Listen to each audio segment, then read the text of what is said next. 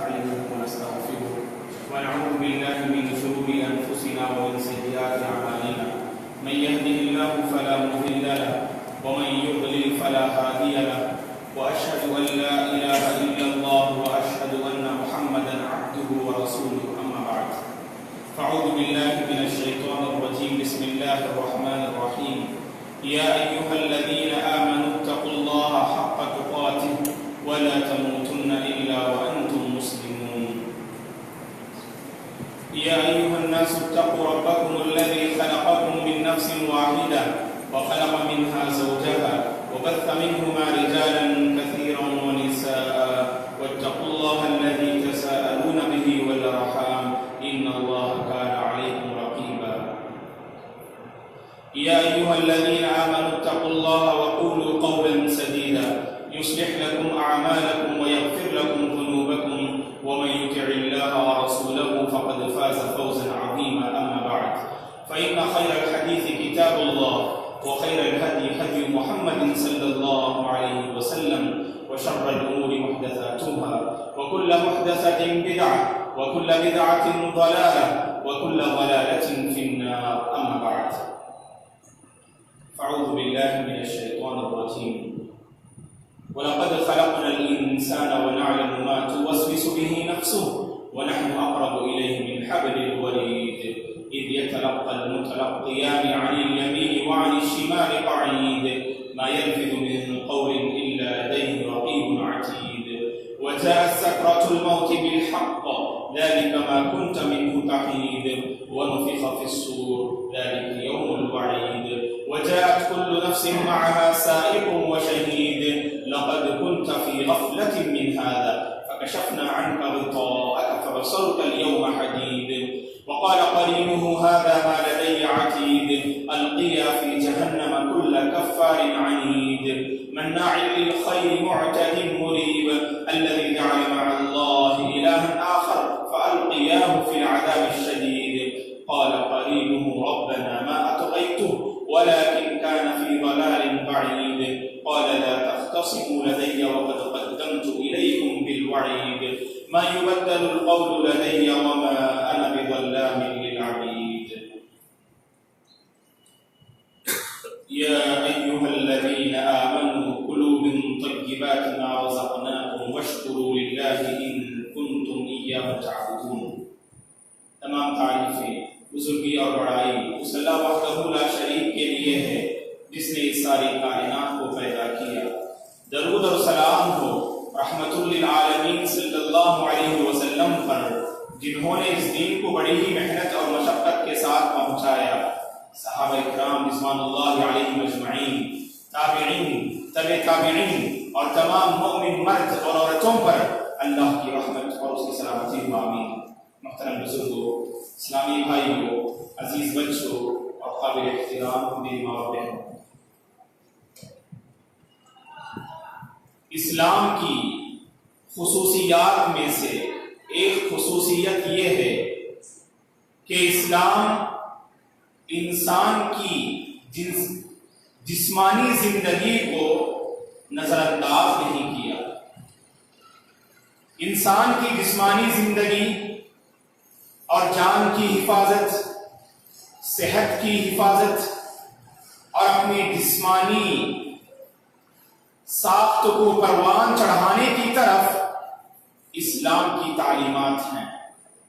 قرآن مجید میں اللہ تبارک و تعالیٰ نے اپنے بندوں کو پاک چیزیں اختیار کرنے پر ابھارتے ہوئے کہا کہ وَيُحِلُّ لَهُمُ الطَّيِّبَاتِ وَيُحَرِّمُ عَلَيْهِمُ الْخَبَائِثَ. اللہ نے انسانوں کے لیے پاک چیزوں کو حلال کر دیا ہے اور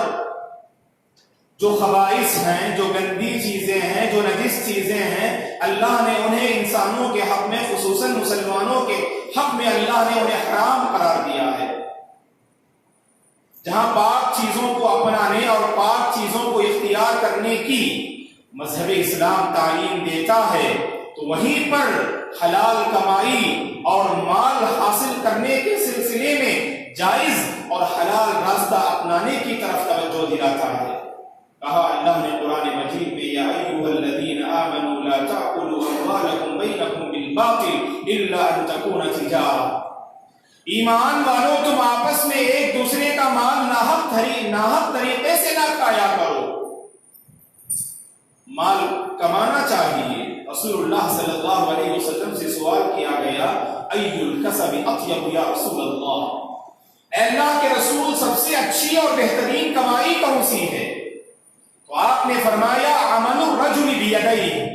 آدمی اپنے ہاتھ سے اگر کماتا ہے، محنت کرتا ہے، پسینے بہاتا ہے اور اپنے ہاتھ سے محنت کر کے کھاتا اور کماتا ہے تو کہا کہ سب سے اچھی کمائی ہے. تو پتا چلا کہ محنت پر مذہب اسلام ابھارتا ہے اور مال کے جو جائز راستے ہیں ان کو مد نظر رکھتے ہوئے اور ناجائز راستے سے اپنی زندگی کے دامن کو بچاتے ہوئے مال حاصل کرنے پر مذہب اسلام زور دیتا ہے. اور مال کے سلسلے میں اسلام نے تصور پیش کیا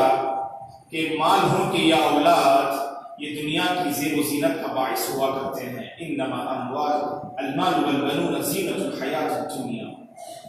اور کہیں انسان مال کمانے کے چکر میں اور مال کو جمع کرنے کی خواہش میں اور اپنی دولت کو آباد اور زیادہ سے زیادہ کرنے کے چکر میں کہیں انسان اللہ کے ذکر سے غافل نہ ہو جائے. اسی لیے اللہ نے اپنے بندوں کو آگاہ کرتے ہوئے کہا یا ایھا الذین آمنوا لا تلہکم اموالکم واولادکم عن ذکر اللہ، لا تلہکم اموالکم ولا اولادکم عن ذکر اللہ. اے ایمان والو تمہارے مال اور تمہاری اولاد اللہ کے ذکر سے تمہیں غافل نہ کرے. مفسرین نے اس آیت کی تفسیر کرتے ہوئے کہا کہ اولاد پر اللہ نے مال کو اس لیے مقدم کیا ہے، اولاد سے کہیں زیادہ انسان کو اللہ کے ذکر سے غافل کرنے والی چیز مال ہوا کرتی ہے. مال کے نشے میں بندہ اس قدر مست ہو جاتا ہے اسے اس بات کی پرواہ نہیں ہوتی ہے کہ مال کہاں سے حاصل ہو رہا ہے.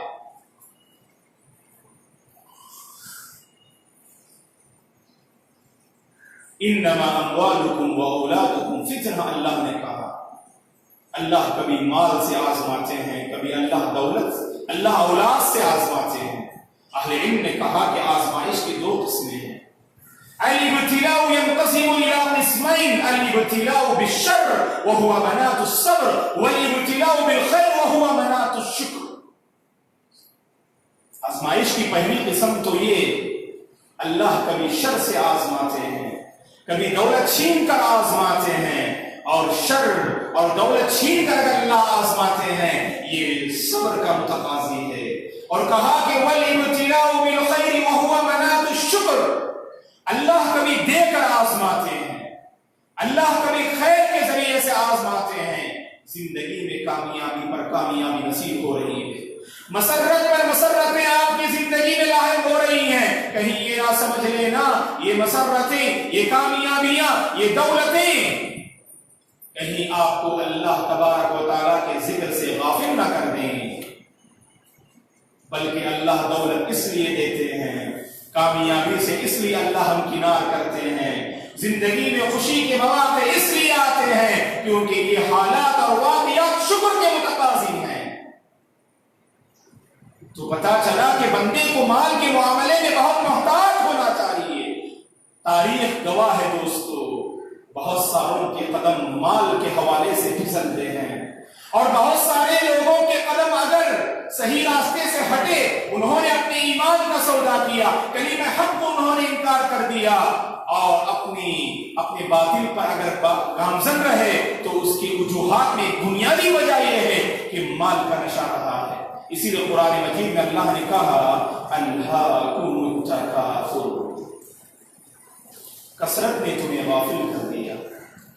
حتی زرتم المقابر، یہاں تک کہ تم قبروں کی زیارت کر لو. جب تک تم قبروں سے یعنی تمہیں موت نہیں آئے گی اس وقت تک تم اپنی غفلت کی نیند سے کبھی بیدار نہیں ہو سکتے ہو. الہاکم التکاثر، مال کی کثرت نے، اولاد کی کثرت نے، جائیداد کی کثرت نے اور دولت کی کثرت نے تمہیں اللہ کے ذکر سے غافل کر دیا ہے. عبداللہ بن شقیر رضی اللہ عنہ فرماتے ہیں، صحیح مسلم کی روایت ہے، عبداللہ بن شقیر رضی اللہ عنہ فرماتے ہیں اللہ کے رسول صلی اللہ علیہ وسلم نے اس آیت کریمہ کی تلاوت فرمائی الہاکم التکاثر، اور اس کے بعد آپ نے فرمایا یقول ابن آدم مالی مالی، صحیح مسلم کی روایت ہے، یقول ابن آدم مالی مالی وهل لك من مالك الا ما اكلت فافنيت او لبست فابليت او تصدقت فامضيت۔ اللہ کے رسول صلی اللہ علیہ وسلم نے فرمایا، اس آیت کی تلاوت کرنے کے بعد ابن آدم کہتا ہے، انسان کہتا ہے کہ یہ میرا مال ہے اور یہ میرا مال ہے، وَهَلْ لَكَ مِن مَالِكَ إِلَّا مَا أَكَلْتَ فَأَفْنَيْتَ۔ جانتے ہو کہ مال کی حقیقت کیا ہے؟ جس مال کے پیچھے پڑ کر تم اپنے ایمان کا سودا کر رہے ہو، جس مال کے پیچھے پڑ کر تمہارا مساجد سے کوئی تعلق نہیں،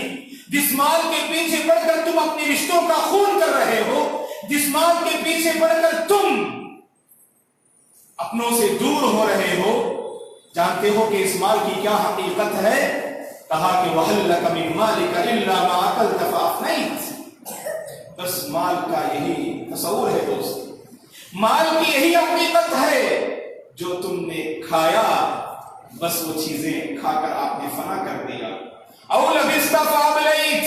یا مال سے آپ نے پہننے کی چیزیں خریدی اور پہن کر آپ کے کپڑے سارے کے سارے بوسیدہ اور پرانے ہو گئے، اور تیسری او تصدقت فامضیت،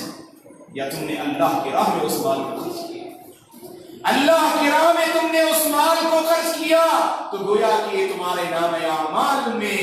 گویا کہ نیکیوں کی شکل میں یہ سارا مال جمع ہو گیا، بس یہی مال ہے، اور اس کے علاوہ جو کچھ آپ کے پاس ہے وہ تو آپ کے وارثین کا ہے، جو آپ کے انتقال کے بعد، اس دنیا سے رخصت ہونے کے بعد، موت کا مقابلہ کرنے کے بعد تمہارے اپنے رشتہ دار، تمہارے اپنے ورثاء اس مال کے مستحق ہو جائیں گے اور اس مال کے مالک ہو جائیں گے۔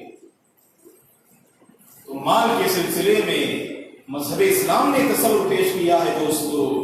مال کمائیں، جائز راستوں کو اپنائیں اور اپنے ہاتھ سے محنت کر کے کمائیں، یہ تصور مذہب اسلام پیش کرتا ہے۔ اور یاد رکھیں کہ اللہ تعالیٰ نے جو حد بندی مقرر فرمائی ہے انہی حدود میں رہ کر ہمیں مال کو کمانا چاہیے۔ تلک حدود اللہ فلا تعتدوها، یہ اللہ تعالیٰ کی حدود ہیں، اللہ تعالیٰ نے اپنے بندوں پر چند حد بندیاں اللہ نے مقرر فرمائی ہیں، اور ان حد بندیوں کو تم پار نہ کرنا،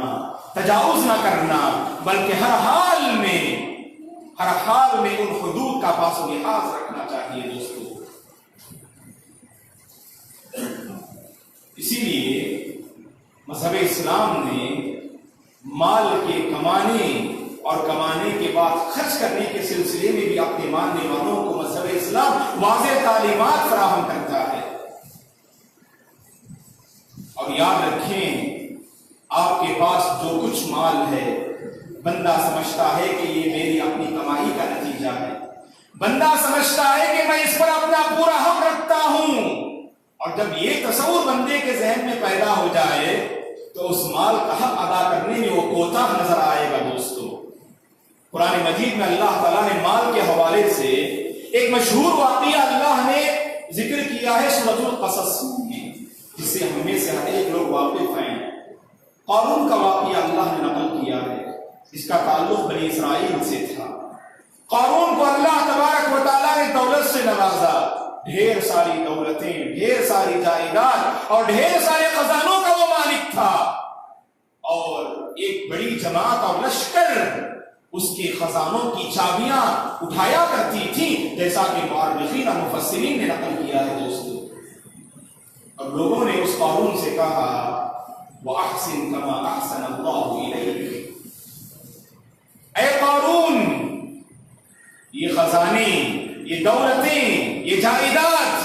اللہ تعالیٰ کا تم پر گویا کہ احسان کے نتیجے ہیں۔ کہا کہ جیسے تو اللہ نے تمہارے ساتھ اچھا معاملہ کیا ہے، تم بھی لوگوں کے ساتھ اچھا معاملہ کرو، اس مال سے لوگوں کے کام آؤ، اس مال سے بھوکوں کی بھوک مٹاؤ،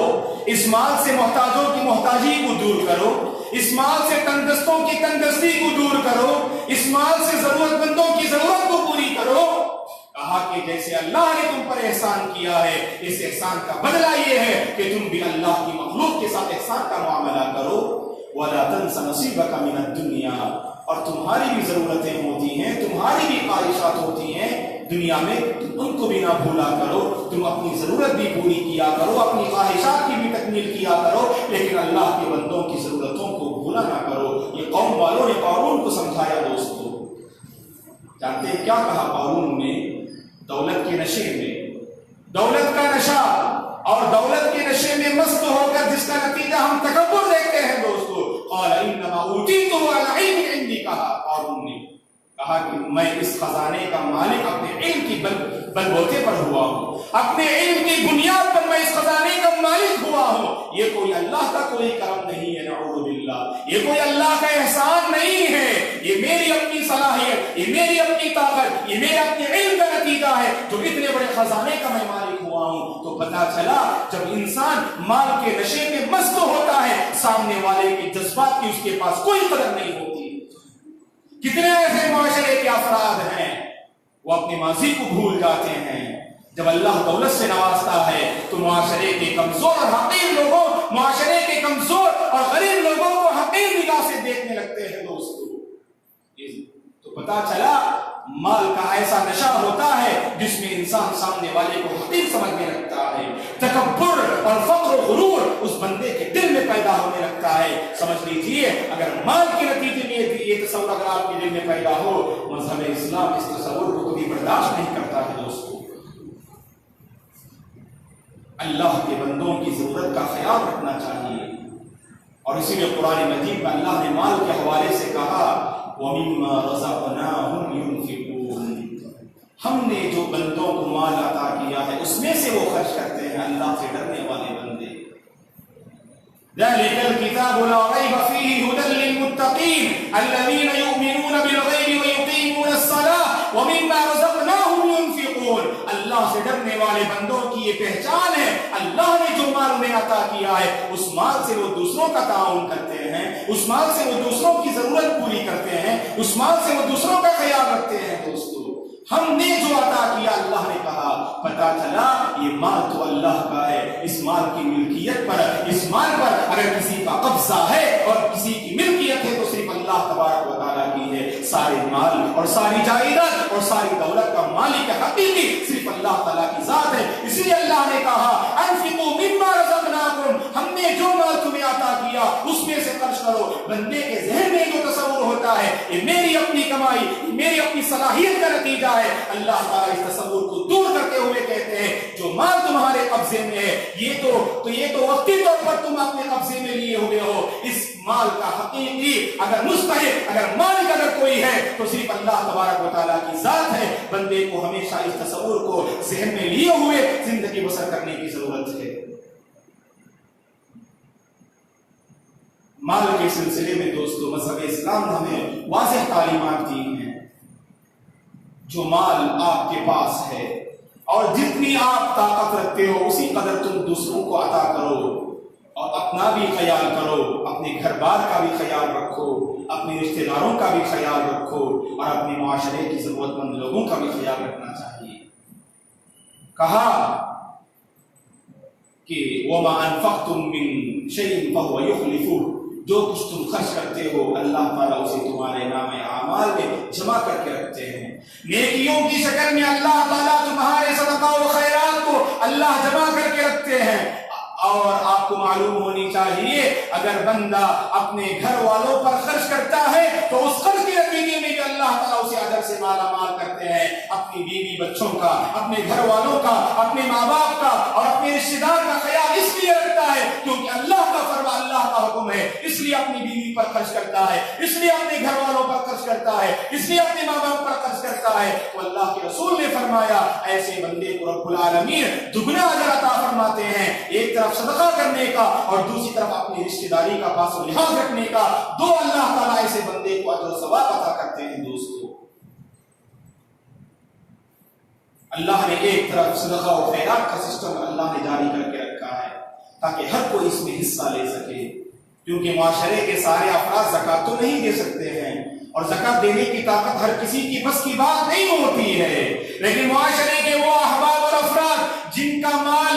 निसाब को पहुंचे और जिनके माल में ज़कात वाजिब हो, ऐसे बंदों को चाहिए कि अपनी ज़कात की रकम बिल्कुल हिसाब करके निकाले और अल्लाह तबारक व तआला की राह में गोया कि उस ज़कात की रकम को देने की कोशिश करें। और जो सदका व खैरात का सिस्टम अल्लाह ने रखा है, उसके जरिए से अपने रिश्तेदार और अपने घर वालों का ख्याल रखना चाहिए। और याद रखें, बाज़ लोग समझते हैं अल्लाह की राह में देने से माल में कमी आती है। अल्लाह ताला ने इस तसव्वुर को मिटाते हुए कहा, वमा आतैतुम मिन ज़कातिन तुरीदूना वजहल्लाह, कि जो कुछ माल तुम अल्लाह ताला की रज़ामंदी चाहते हुए तुम बतौर ज़कात जो कुछ तुम देते हो, निकालते हो, याद रखना तुम कभी घाटे में नहीं होते हो, बल्कि अल्लाह ताला ऐसे लोगों के माल में इजाफा करता है। ऐसे लोगों को अल्लाह ताला, ऐसे लोगों के माल में अल्लाह बरकत अता करते हैं, जो कि मानवी चीज है। बहुत सारे लोग जिनका ताल्लुक सूद से होता है, वड्डी लेने और देने से होता है, ये समझते हैं अगर सूद का मामला हो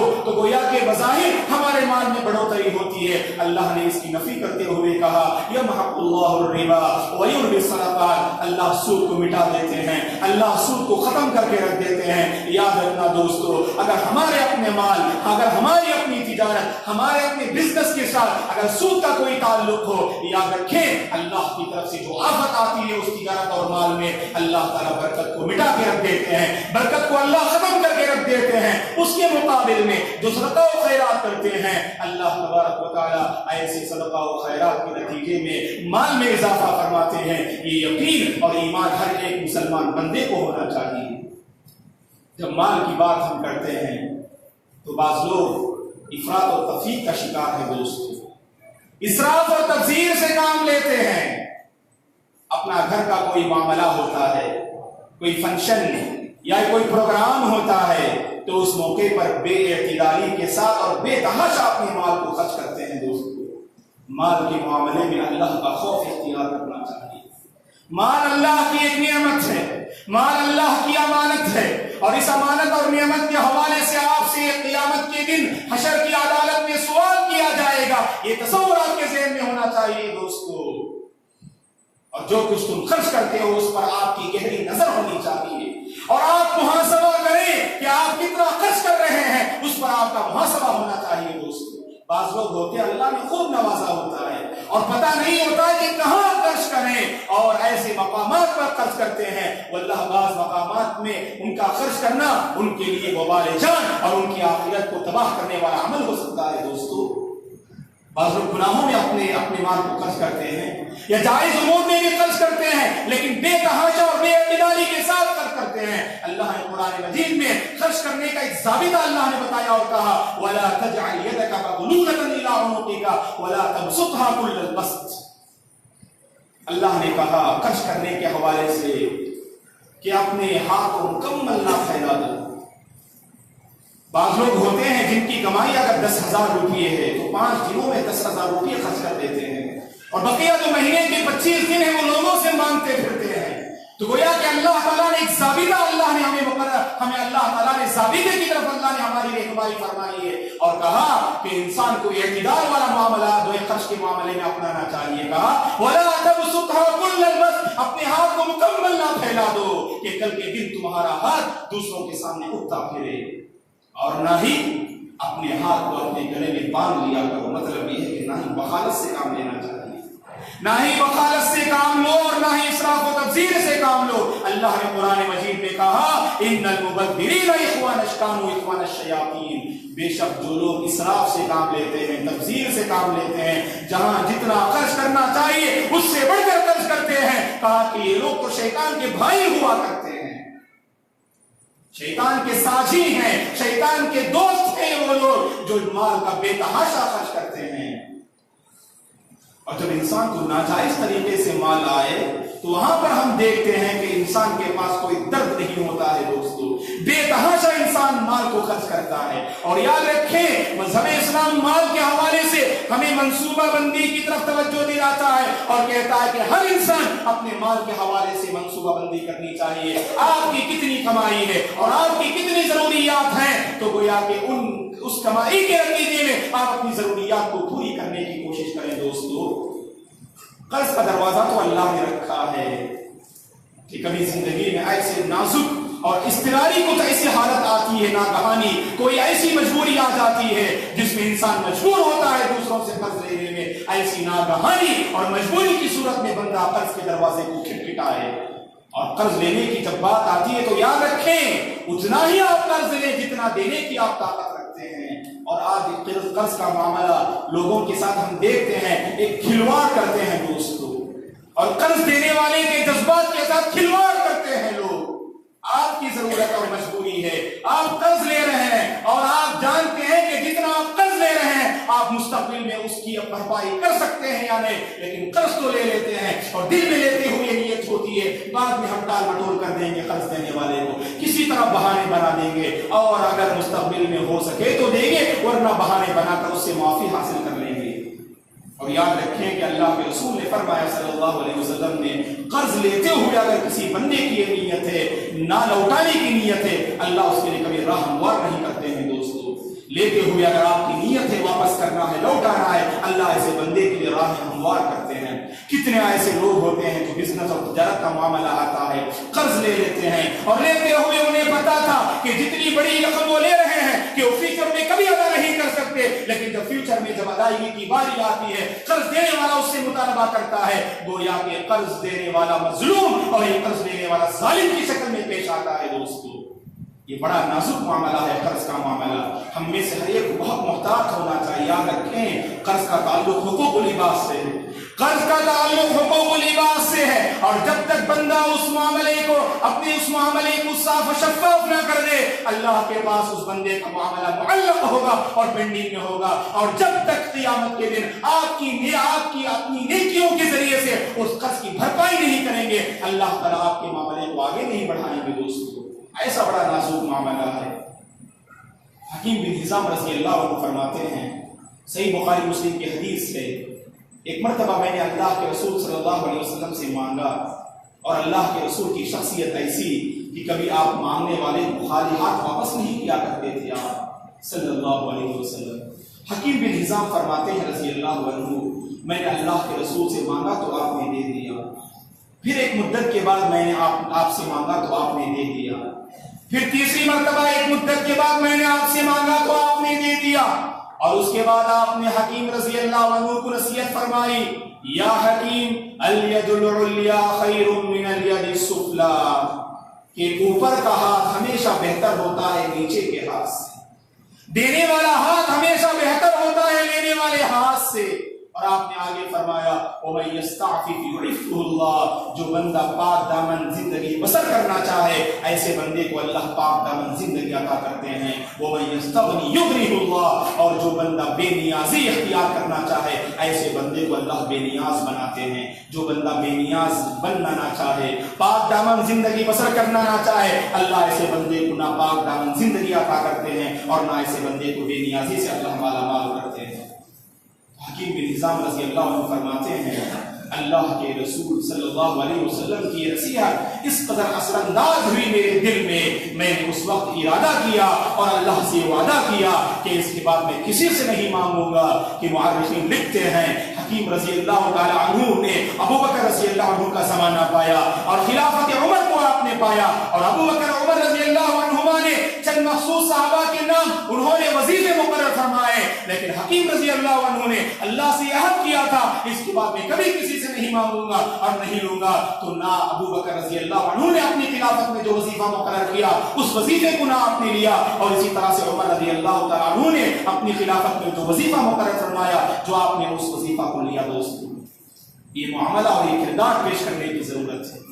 اور آج ہم دیکھتے ہیں کہ ہندوستان میں حالات نازک سے نازک ہوتے جا رہے ہیں، ہندوستان میں حالات نازک سے نازک ہوتے جا رہے ہیں۔ ایسی نازک صورتحال میں مسلمانوں کو چاہیے کہ منصوبہ بندی سے کام لے اور مال کے معاملے میں جائز راستوں کو اپنائے۔ اور بستی کے برنامٹ کے نوجوانوں کے سلسلے میں خبر ملتی ہے دوستو، کچھ کمائی کا ایسے راستے انہوں نے اپنا لیا ہے، نوجوانوں نے کمائی کا کچھ ایسا راستہ اپنا لیا ہے جس راستے میں قدم رکھ کر چند گویا کے دنوں میں اور ہفتوں میں گویا کے ڈھیر سارا خزانہ اپنے گھر میں آباد کر لیتے ہیں اور انہیں پتا ہے کہ جس میدان میں انہوں نے قدم رکھا ہے یہ تو حرام والا میدان ہے، یہ تو حلال کمائی نہیں ہے، یہ تو ناجائز راستہ ہے، ناجائز راستے سے دوسروں کو دھوکہ دے کر گویا کہ اپنا گھر اور اپنی جائیداد اور اپنی دولت کو آباد کرنے میں لگے ہوئے۔ دوستو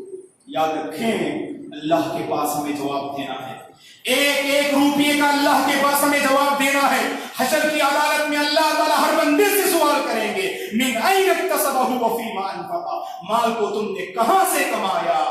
جائز راستے سے یا ناجائز راستے سے، حرام راستے سے یا حلال راستے سے۔ یاد رکھیں دوستو مال کے نشے میں مست ہو کر کبھی اللہ کی نافرمانی نہ کرنا، مال کے نشے میں مست ہو کر کبھی حرام میدان میں قدم نہ رکھنا۔ اللہ سے ڈرنا چاہیے مال کے معاملے میں۔ لوگ کہتے ہیں نہ موسیٰ پیر نہ عیسیٰ پیر، سب سے بڑا ہے پیسہ پیر۔ پیسے کے نتیجے میں بہت سارے لوگوں کے قدم پھسل جاتے ہیں۔ کتنے ایسے لوگ ہیں جو محض پیسے کے نشے میں جنہوں نے اپنے ایمان کا سودا کر دیا، یہ تو قیامت کی نشانی ہے دوستو۔ اللہ کے رسول نے فرمایا صلی اللہ علیہ وسلم نے، قیامت کے قریب میری امت پر ایک ایسا زمانہ آئے گا کہ جس میں لوگ اپنے ایمان کو بیچ دیں گے۔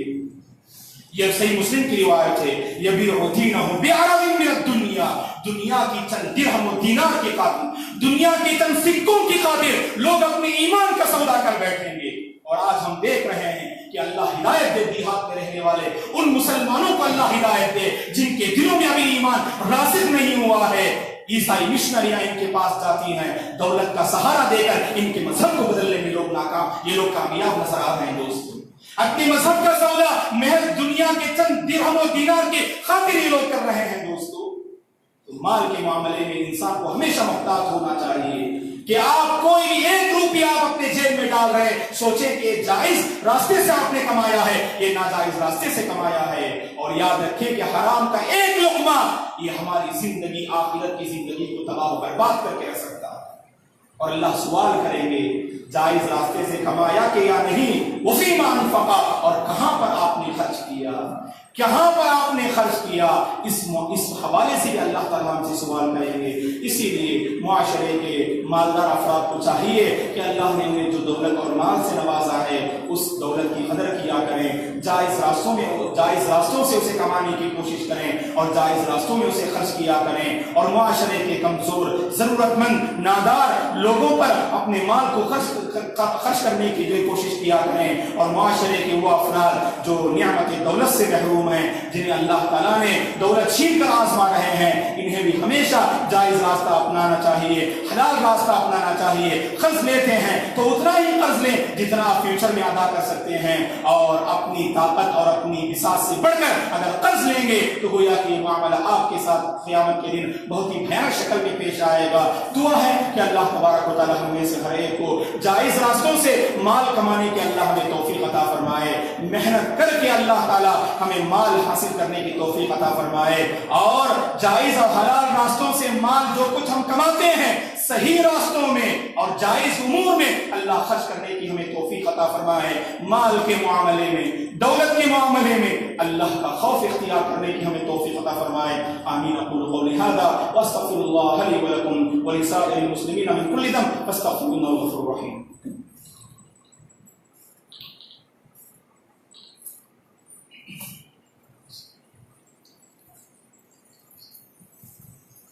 إن الحمد لله نحمده ونستعينه ونستغفره ونعوذ بالله من شرور أنفسنا ومن سيئات أعمالنا، من يهده الله فلا مضل له ومن يضلل فلا هادي له، وأشهد أن لا إله إلا الله وأشهد أن محمدا عبده ورسوله، أما بعد فأعوذ بالله من الشيطان الرجيم، إن الله وملائكته يصلون على النبي يا أيها الذين آمنوا صلوا عليه وسلموا تسليما، اللهم صل على محمد وعلى آل محمد كما صليت على إبراهيم وعلى آل إبراهيم إنك حميد مجيد، اللهم بارك على محمد وعلى آل محمد كما باركت على إبراهيم وعلى آل إبراهيم إنك حميد مجيد، اللهم أعز الإسلام والمسلمين وأذل الشرك والمشركين، ربنا لا تزغ قلوبنا بعد إذ هديتنا وهب لنا من لدنك رحمة